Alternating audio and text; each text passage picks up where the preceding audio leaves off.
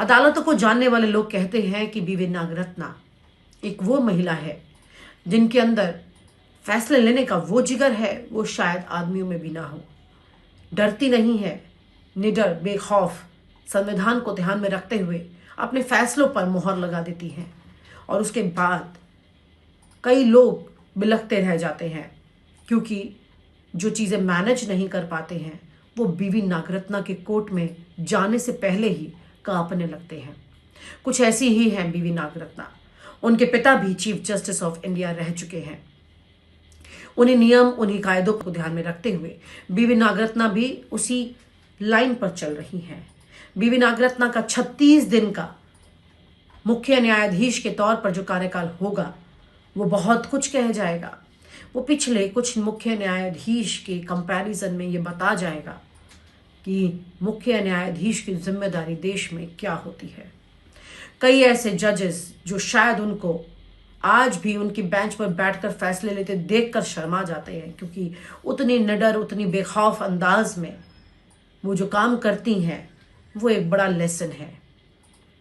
एक ऐसा लेसन है बाकी लोगों के लिए कि कुछ इस तरह का काम कीजिए जिसे लोग कभी भुला ना सकें और हमेशा उसकी चर्चा करते रहें। अदालतों को जानने वाले लोग कहते हैं कि बीवी नागरत्ना एक वो महिला है जिनके अंदर फैसले लेने का वो जिगर है वो शायद आदमियों में भी ना हो।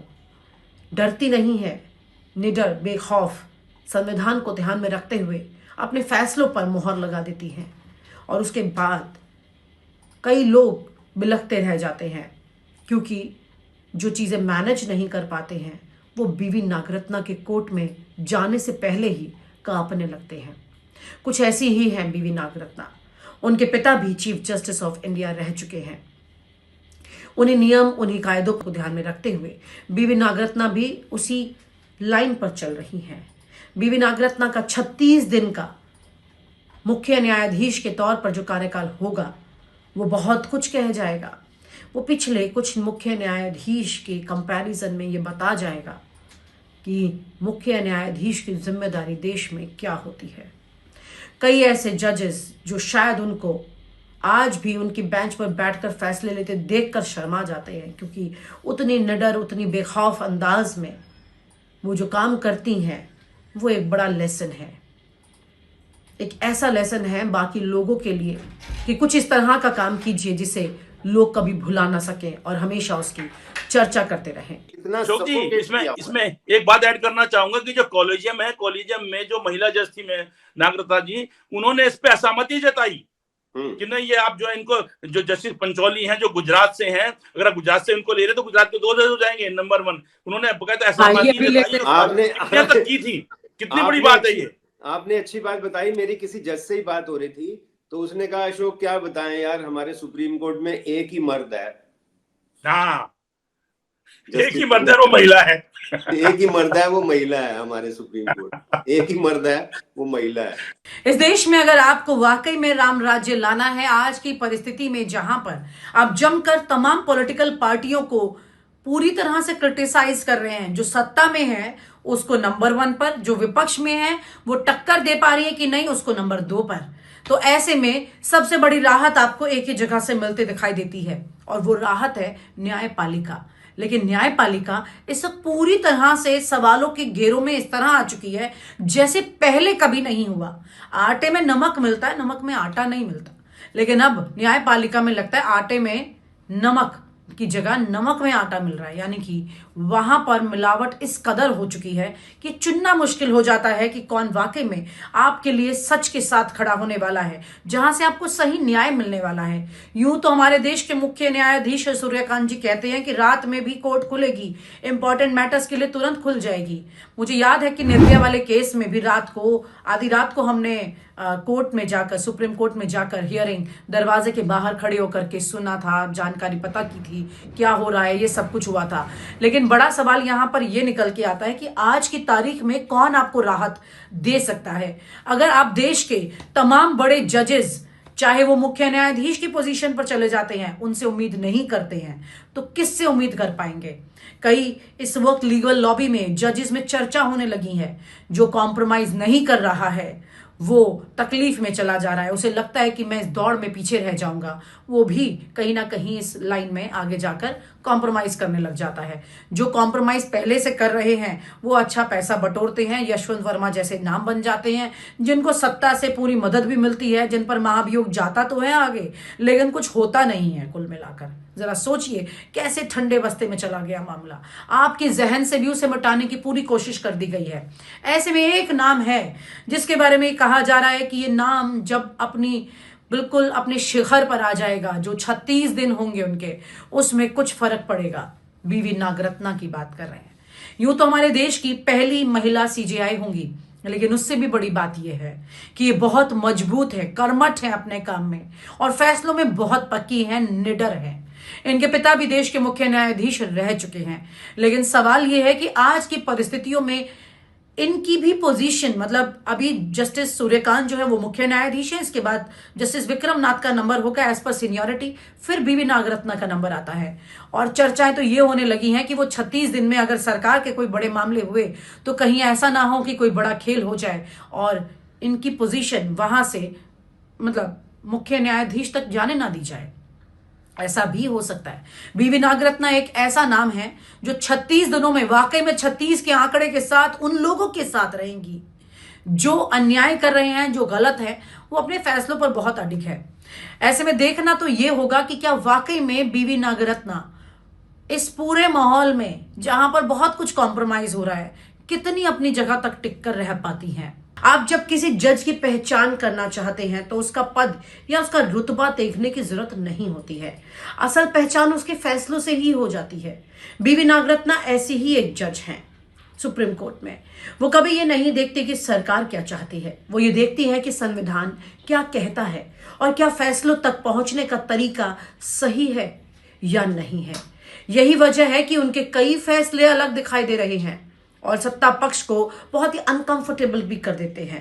चाहे वो यूपीए सरकार हो, चाहे वो एनडीए सरकार हो, वो कभी किसी से डरी नहीं, संविधान के मुताबिक चली है। नोटबंदी वाले मामले को ही ले लीजिए, सुप्रीम कोर्ट ने बहुमत से इसे वैध ठहराया, लेकिन नागरत्ना ने एक ऐसा अलग सवाल उठा दिया। उन्होंने कहा कि यह फैसला सही हो सकता है, लेकिन क्या इसे संसद की अनुमति और चर्चा के बिना लिया जा सकता है? उनका सवाल नतीजों पर नहीं, प्रक्रिया पर था। यही वजह है कि उनका डिसेंट इतना खास माना गया। उन्होंने ये भी कहा कि आरबीआई केवल सरकार की राय मानने वाली संस्था नहीं है, बल्कि स्वतंत्र सलाह दे सकती है।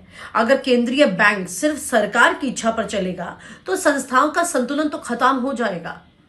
ये टिप्पणी सत्ता के लिए असहज करने वाली थी, लेकिन लोकतंत्र के लिए बहुत जरूरी। नरेंद्र मोदी सरकार पर सवाल उठाया था इस जज ने, सीधे सीधे बिना डरे। फिर हिजाब वाले मामले को देख लीजिए। पूरे देश में लोग दो हिस्सों में बटे थे, धर्म बनाम राज्य, लेकिन नागरत्ना ने इसे शिक्षा के अधिकार के नजरिए से देखा। उन्होंने कहा कि यह मामला कपड़े का नहीं है, बल्कि किसी छात्रा को पढ़ाई से दूर रखने का है। उन्होंने साफ कहा कि अनुशासन के नाम पर शिक्षा तक पहुंचने वाले बच्चों को रोकना गलत है। यही सोच उन्हें बाकी जजों से अलग बना देती है। वो सिर्फ कानून नहीं पढ़ती, संविधान की भावना को पढ़ती है। सरकार को नहीं देखती कि कौन सत्ता में बैठा है, वो देखती है फैसला किसके लिए सही होने वाला है। इसके अलावा कई और मामले हैं जिनमें उन्होंने साफ और मजबूत निर्णय लिए हैं, जैसे सरकारी नीतियों पर न्यायिक समीक्षा की सीमा, नागरिक स्वतंत्रता और व्यक्तिगत अधिकार। उन्होंने बार बार कहा कि जेल अपवाद है, जमानत एक नियम है, विरोध और असहमति लोकतंत्र की ताकत है। उन्होंने ये भी दिखाया कि राज्य सरकारें कानून व्यवस्था के नाम पर नागरिक अधिकारों को अनलिमिटेड टाइम तक सीमित नहीं रख सकती, अनिश्चित काल तक सीमित नहीं रख सकती। ऐसे फैसले उनके पूरे करियर में देखने को मिलते रहे हैं, जो उन्हें एक स्पेशल जज बनाते हैं। अब बात करते हैं उनके सीजीआई बनने की। वर्तमान में भारत के मुख्य न्यायाधीश हैं जस्टिस सूर्यकांत, जिनका कार्यकाल 9 फरवरी 2027 तक है। उसके बाद जस्टिस विक्रम नाथ मुख्य न्यायाधीश होंगे और फिर 24 सितंबर 2027 को बीवी नागरत्ना भारत की पहली महिला मुख्य न्यायाधीश बनेंगी। उनका कार्यकाल 36 दिनों का होगा, क्योंकि 30 अक्टूबर 2027 को वो रिटायर हो जाएंगी। बहुत छोटा कार्यकाल है, 36 दिन का, लेकिन इसकी इंपॉर्टेंस काफी ज्यादा हो सकती है उन 36 दिनों में। 36 दिन में शायद ही कोई बड़ा फैसला नहीं आ पाए उनके पास, लेकिन उनका असली असर होगा। कौन सा मामला पहले सुना जाए, कौन सी बेंच बने, कोर्ट का टोन क्या रहेगा इस मामले में। जस्टिस नागरत्ना हमेशा संविधान और प्रक्रिया को प्राथमिकता देती हैं। 36 दिनों में वो क्या बदलेंगी, समझिए। उनके कार्यकाल में ये संदेश जाएगा कि न्यायपालिका सत्ता के लिए नहीं खड़ी है, बल्कि संविधान के लिए खड़ी है। ये एक बड़ा संदेश होगा, खासकर महिलाओं और नए वकीलों के लिए जो न्यायपालिका में आना चाहते हैं। 36 दिन, 36 आंकड़े के साथ क्या सरकार चलेगी। बीवी नागरत्ना को खास बनाने वाली बात उनका महिला होना नहीं है, उन्हें खास बनाती है उनकी न्यायिक सोच। वो फैसले लिखते वक्त ये नहीं सोचती कि सरकार खुश होंगी या नहीं होंगी, बल्कि वो ये सोचती हैं कि संविधान सुरक्षित रहेगा या नहीं रहेगा। यही सोच उनके पूरे करियर में साफ दिखाई दी है। नोटबंदी, हिजाब, नागरिक अधिकार, सरकारी नीतियों पर समीक्षा, ये सब उनके फैसले ऐसे हैं जो उन्हें बिल्कुल अलग फेरिस्त में खड़ा कर देते हैं, जो उनकी ताकत है। बाकी जजेस में ये दम उतना उस स्तर पर नहीं रहा ऐसे मौकों पर। तो भले ही उनका सीजेआई कार्यकाल सिर्फ 36 दिन का हो, उनका प्रभाव लंबे समय तक रहने वाला है।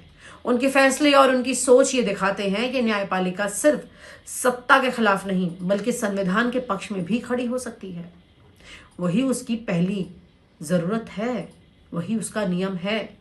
और आप हमसे जुड़े रहने के लिए सब्सक्राइब करें YouTube पर, फॉलो करें Twitter पर और लाइक करें Facebook पर। और ज्यादा जानकारी के लिए आपको टाइप करना होगा सिर्फ न्यूज़ नशा।